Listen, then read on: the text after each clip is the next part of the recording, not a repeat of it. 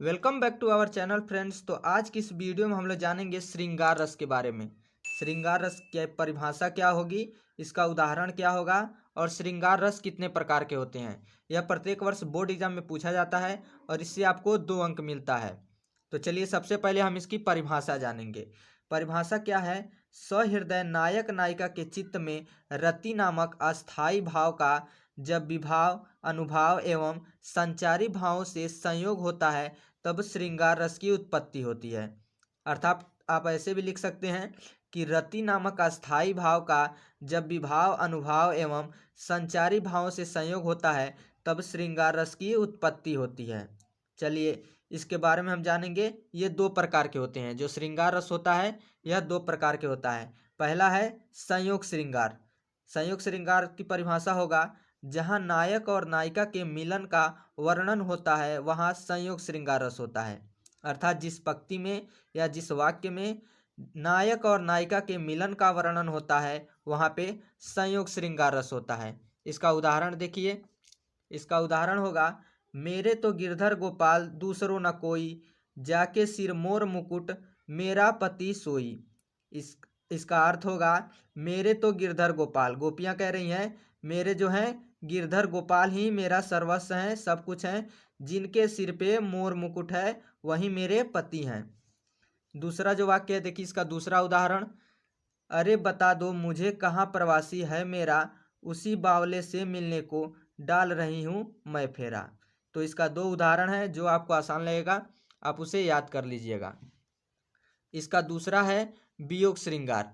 श्रृंगार रस का दूसरा जो भेद है वह क्या है? वियोग श्रृंगार। इसका परिभाषा होगा जहाँ नायक और नायिका के मिलन का अभाव हो वहाँ या विरह का वर्णन हो वहाँ पे क्या होता है? वियोग श्रृंगार होता है। अर्थात जिस पंक्ति में, जिस वाक्य में नायक और नायिका के मिलन का अभाव हो अथवा विरह का वर्णन किया गया हो वहाँ पे क्या होगा? वियोग श्रृंगार रस होगा। उदाहरण देखिए। पहला उदाहरण है हे खग मृग हे मधुकर श्रेणी, तुम देखी सीता मृग नयनी।